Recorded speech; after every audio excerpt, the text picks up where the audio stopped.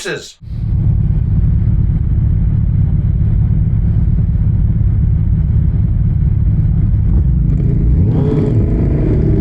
Oh, you. That was embarrassing. Not put that in the video.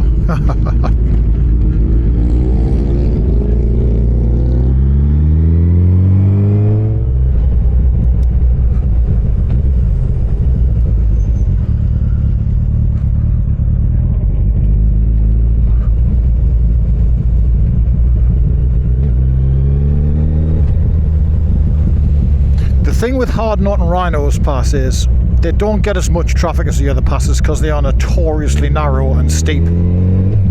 So you tend to really only get the people who want to go up there to see what's up there, rather than who are passing through. They'll go an easier route rather than hack up over the top of there and risk falling off the road in some way.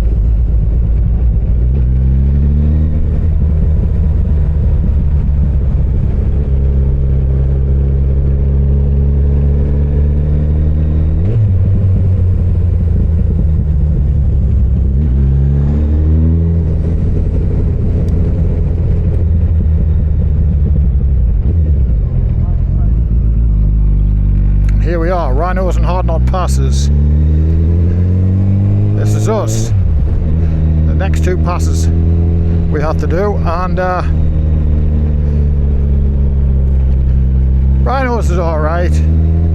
Hardknott's a bit of a pain. And the gap between them, the plateau between them is quite nice. The road surface is not good. But this is the run-up Wrynose anyway.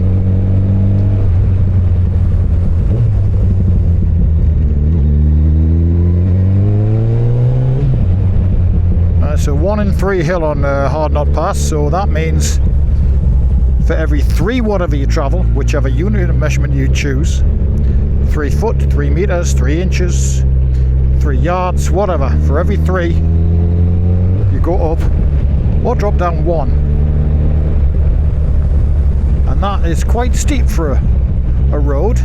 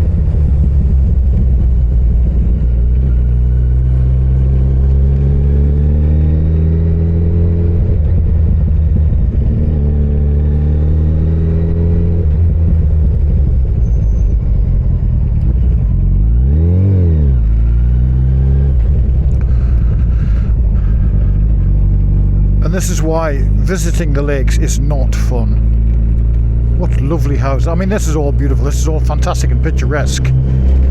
But dragging your sorry ass around here in a car or even a motorcycle, it's just really not as much fun as it could be without all the other traffic.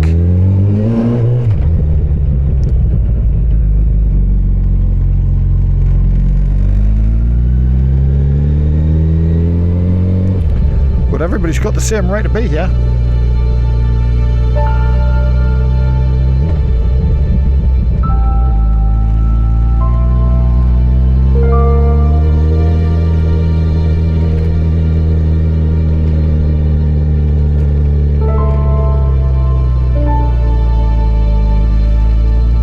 That's like something out of The Hobbit, isn't it? Or Lord of the Rings. That's amazing.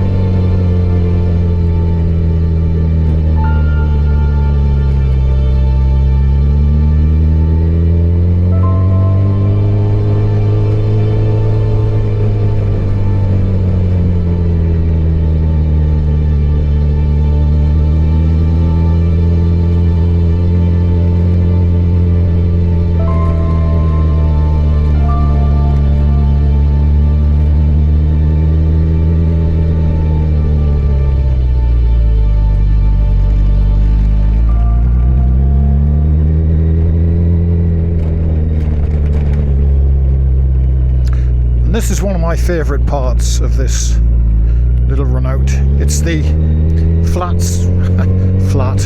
flatish section between Hardknott and Wrynose. I love this. I remember going along this on a 125 many years ago. This tarmac was a lot newer then and it was much smoother. And I do remember, I was 2 up at the time as well, with a mate of mine on the back. I do remember absolutely hammering a little 125 along here 2 up. You travel much quicker than I can today with this terrible road surface. It's really bad.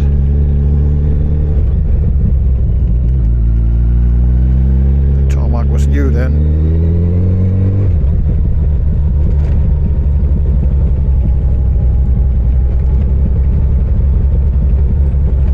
SHEEPZEZ! More SHEEPZEZ! Running SHEEPZEZ! BMW rider! Standing up in the saddle because he's off-road. Or, like me, he's probably got an absolutely hammered backside from the pounding of the seat.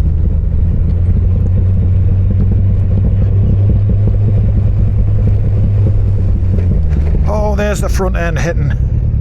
That's the forks bottoming out there, really bad. Now you can see the flat bit I'm talking about. Up ahead. That's nice.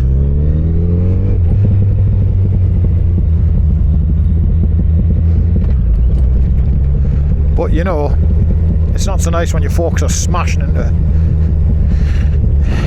the stops.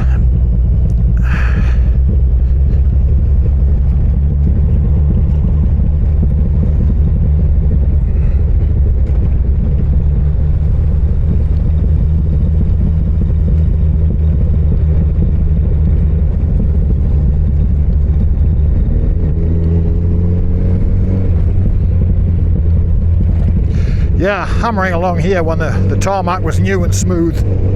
It might not have been newer. It might not have been new, but it certainly was smooth.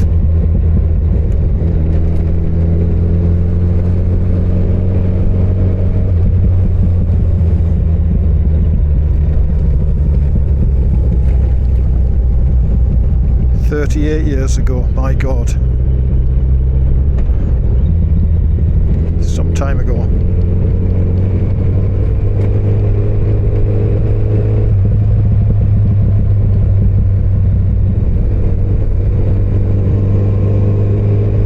SHEEPZEZ! Again! Lots of SHEEPZEZ!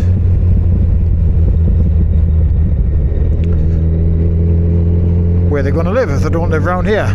It's a perfect place for them, isn't it? Look at that. Wow.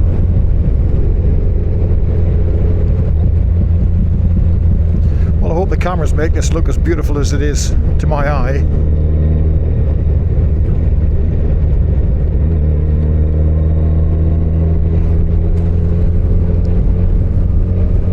Cyclists out there enjoying themselves.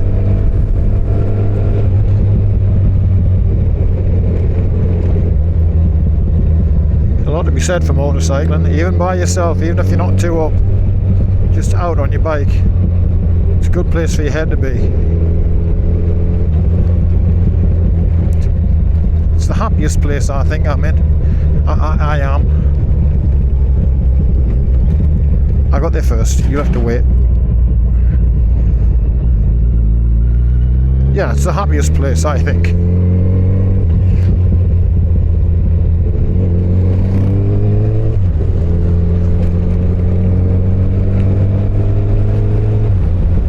That does exclude spending time with my children,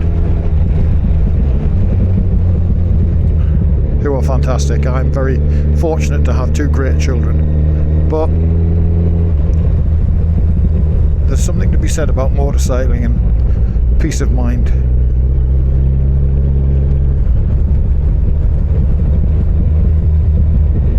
It's fantastic it's almost a meditation. I only really speak because I've got the cameras to speak to, but if the cameras weren't here, if I didn't have the cameras, I wouldn't be talking, I'd just be soaking this in. It's a meditation for people, I think. It's a very almost spiritual thing to do, is to ride a motorcycle. And you might think I'm silly saying that, but it is true. And if you haven't ridden a motorcycle, you won't have a clue what I'm talking about. But if you have ridden a motorcycle and you do ride motorcycles, then you should be saying, yep, that's definitely it. That's definitely how it feels. We're going this way now. And Hardknott Pass. Look at that.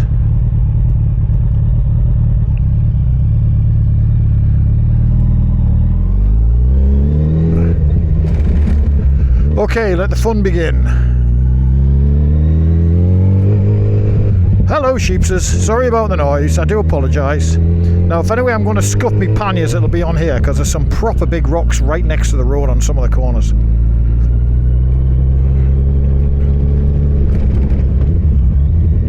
Oh joy, like here.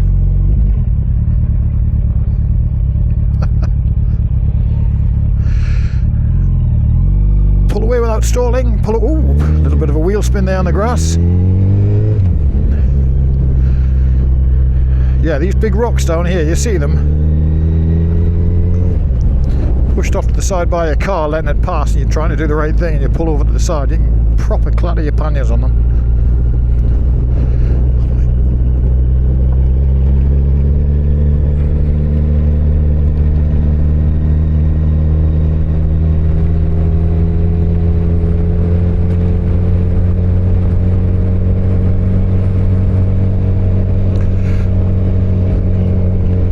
This same piece of road, I was mentioning the 125, this same piece of road, oh good grief, my ribs, my backside, oh, my spine.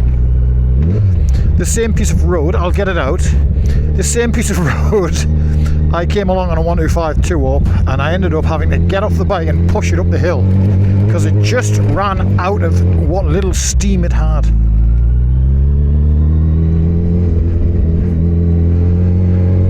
And me and my mate riding it up the hill. Riding it up the hill. Running out of steam. This is what we're talking about here.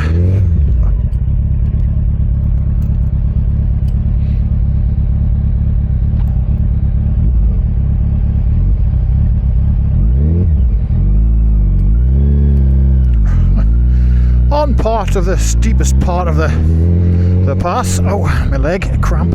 Anyway, yeah, riding it up the hill and it ran out of puff, it just wouldn't go.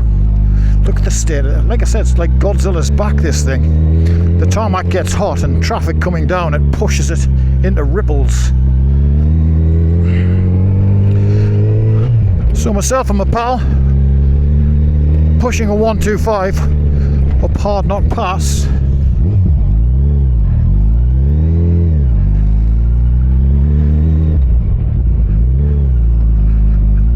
Was a sight to behold, really.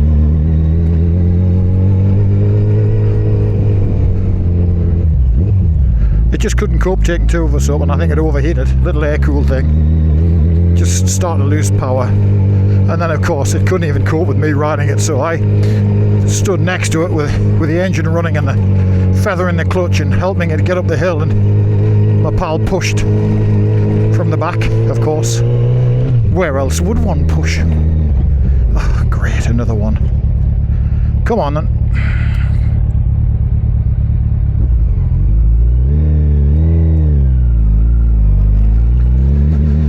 Yes, the joys of Hardknott and Wrynose passes. This is it. Horrible road surface. Don't come up here on a bike like this. You'll get your teeth rattled out. Come up on an adventure bike. Something with soft suspension and long travel forks. Ouch, God. Because this is horrid.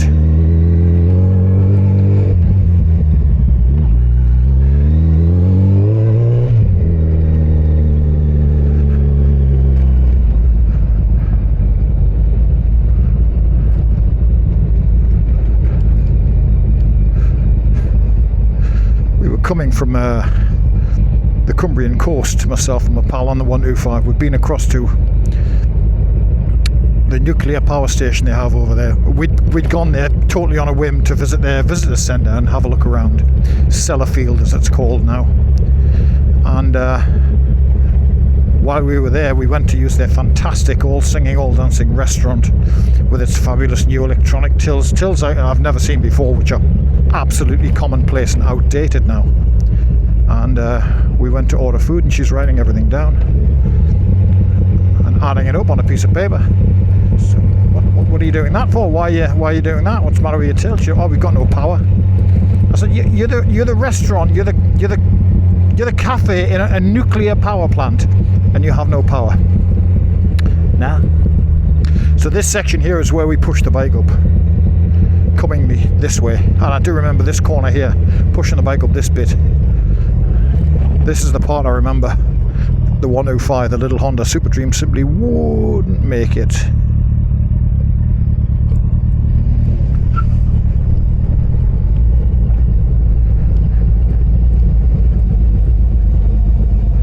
Can't blame the darn thing, can you? I mean, look at it. It's insane.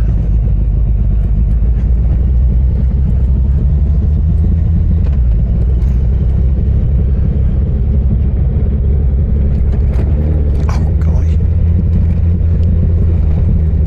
I'm favouring the back brake now to try and keep some weight off the front forks. I don't want to hit the front forks and hit the front brakes rather, and have the forks smash into the stanchions, bash into the fork legs themselves. They bottom out so hard. It's really a genuinely unpleasant feeling. Oh God.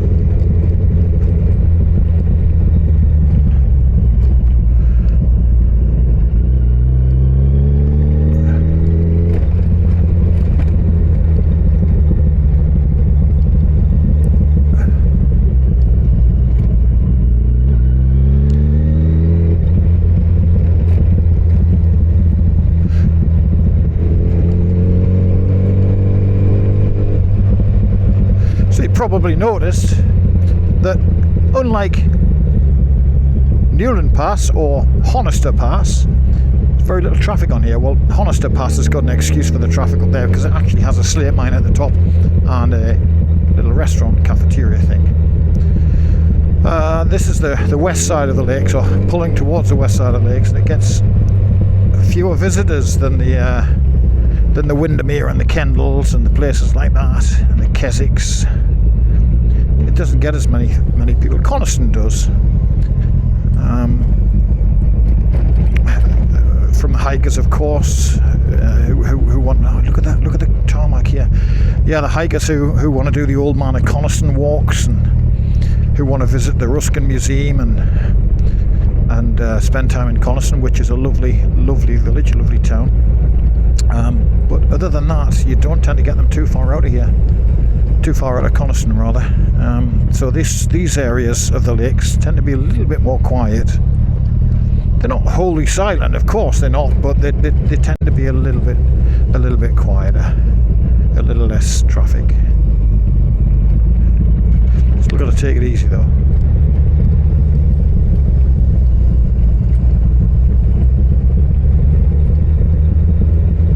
There's a lovely little set of waterfalls in there.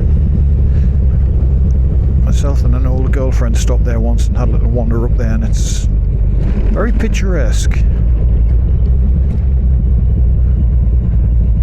Ah, bollocks. I'm going to pull it right in here and scratch my crap out of my poor FJR. Sorry, darling. I'm sorry.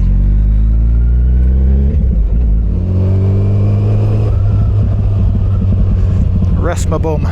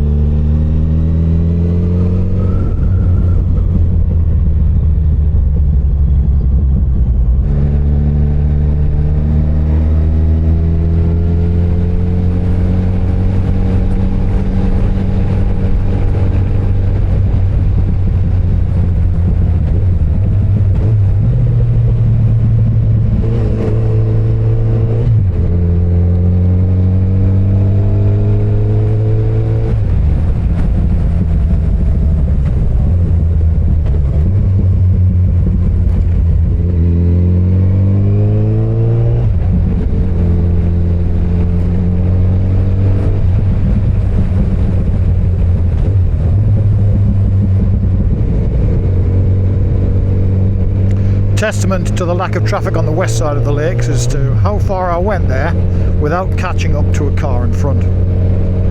It's quite some distance. Now of course I've got two in front of us, which is yay, good.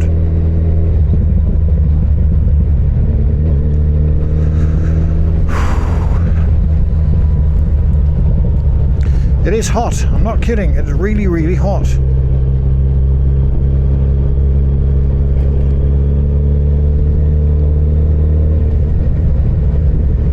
Degrees, but it's so super humid. I don't know which way I'm going here. Let's have a look. I think I turn, I'm sure I turn left actually, because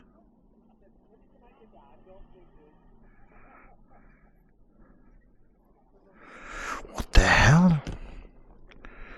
What the hell is this?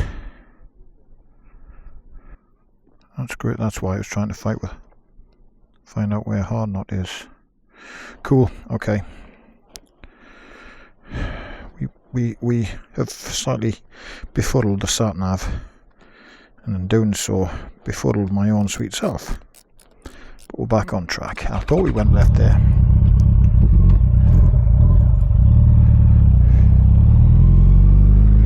Okay.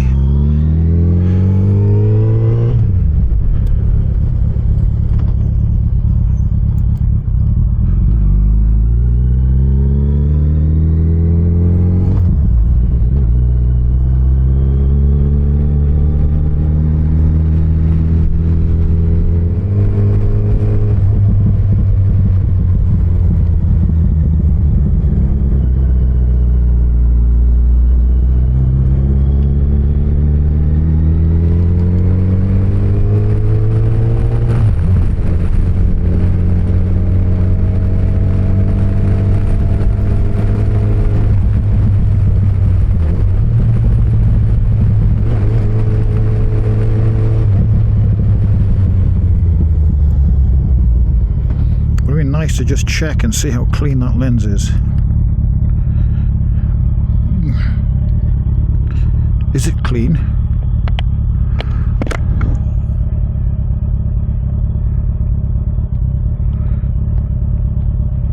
I'm hoping that's done the job.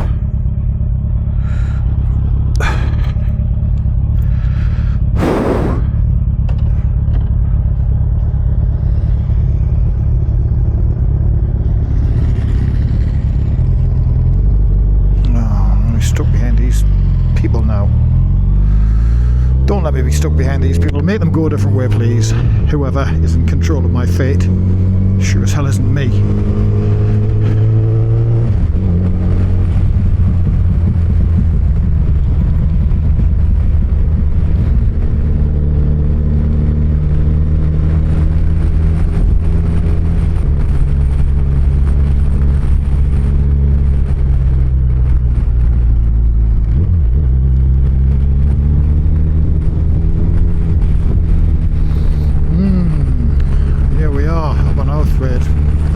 Brow, this is called.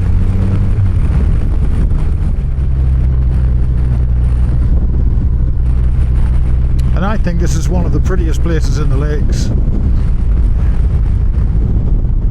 We're quite high up here, and you've got this massive open expanse of land with the mountains. I don't know which one of those is. It might be that fella there, it might be the old man of Kirkstone, maybe that far one there, that far pointy one, I think is the old man of Kirkstone.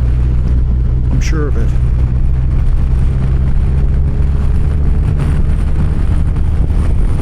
No doubt I'm wrong.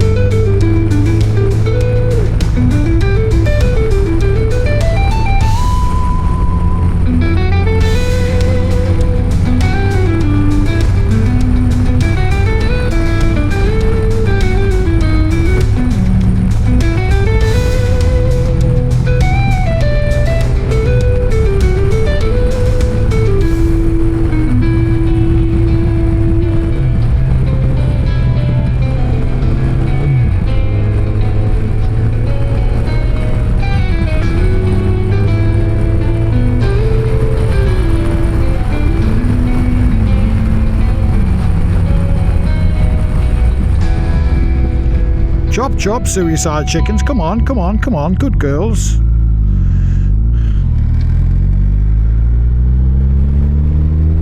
I suppose now is as good a time as any to put some information on the screen as regarding... Now you can run into the... That's it. Go on, you can do it. You can do it. Yay, you did it. You, on the other hand, are stupid, and so are you. Come on. Honestly. Oh, honestly, the three of you really do need to... Come on, that's it. Yeah, you can fly. You can fly, you see. Fabulous. Now then. Oh... Right, I know you've got to fill your crops with grit, but on this road at this time in front of me... Anyway, what was I saying? Yes, on the screen I'll put some basic information about fuel consumption, mileage, that kind of boring thing. So there you go.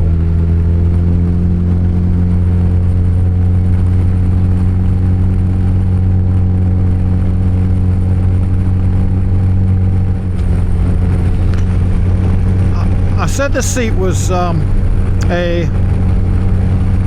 50-mile seat before I messed about with it, and then I said it was a 90-mile seat, I think, or a 100-mile seat. I've actually done 170 odd miles, and I'm not in the pain I thought I was going to be. I'm not comfortable, don't get me wrong, I am absolutely not comfortable, but I'm not crying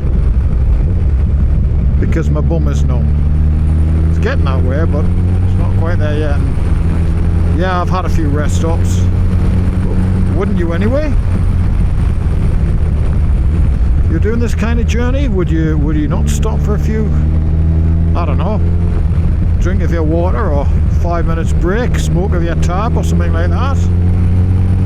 You know, stand and admire the view at some point.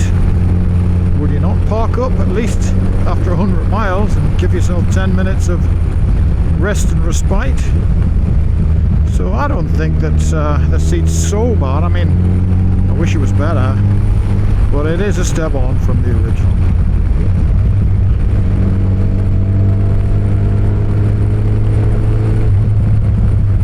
I can't wait until I've got the money to buy a decent one though.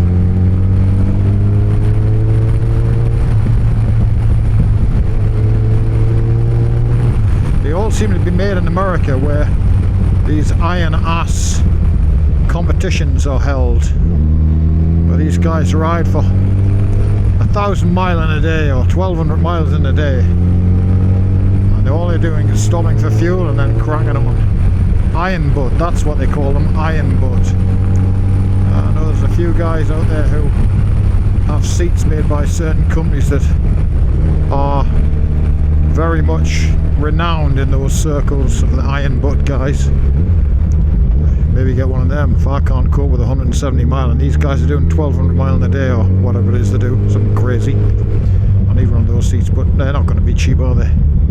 It's not exactly like sticking a gel pad in and a bit of memory foam and retacking the seat cover on, I guess.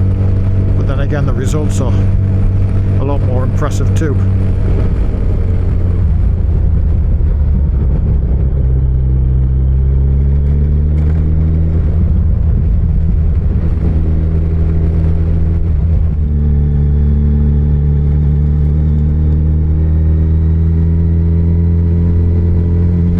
I really do hope that I have got the image stabilization switched on the X4, because it has done nothing but wobble around on the end of that stick like a jelly on a pole, like a trifle on the end of a pole. So if I haven't got image stabilization on it, there's more useless footage. Yay! It'll prove to me that lakes journeys are jinxed.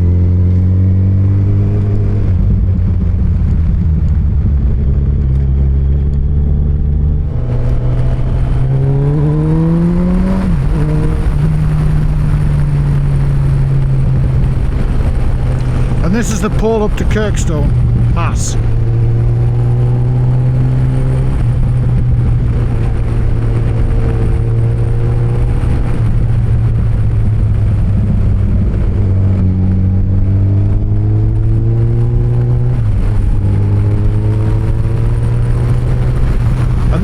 fast pass today.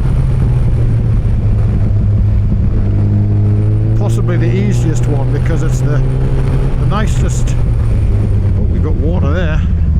It's the nicest surfaced and the widest.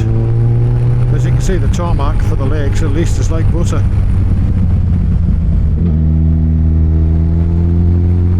With a sprinkling of water on it. Big old Raven.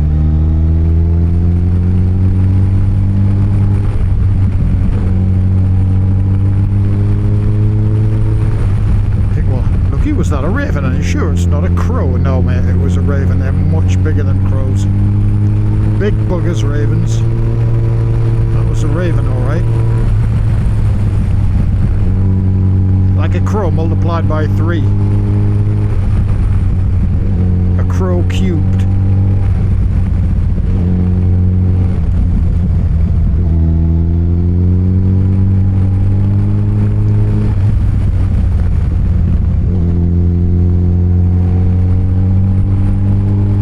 Nice to just keep the back and forth, roll on and off.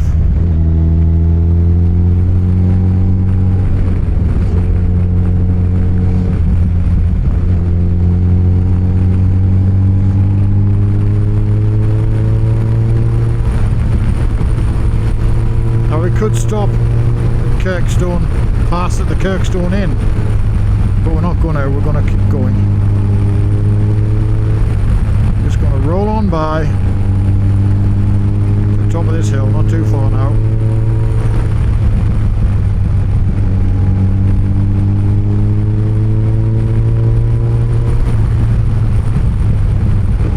There we are.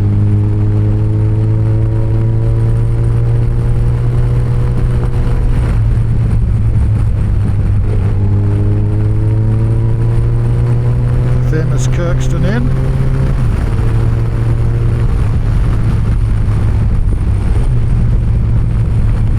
Sign there, 50% of all accidents on this road involve motorcycles. So if that's not a sign to just take it easy, chill out, I don't know what is.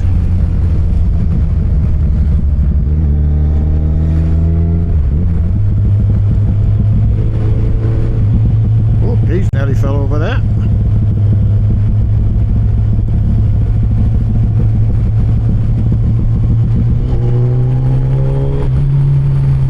SHEEPZEZ, come on! Naughty SHEEPZEZ. Oh, straight over the wall at least. Yeah, cool.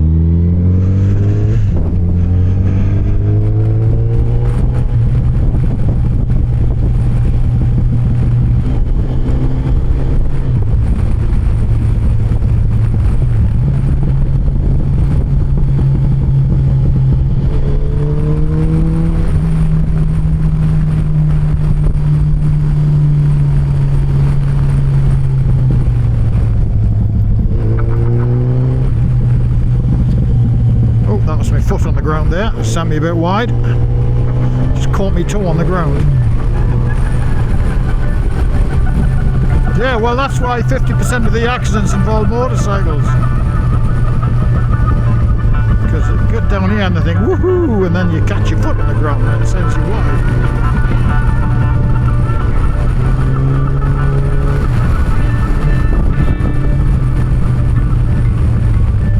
Remember that the front forks like to bottom out as well under braking, so that's not really going to help grip in the corners, isn't it, when I'm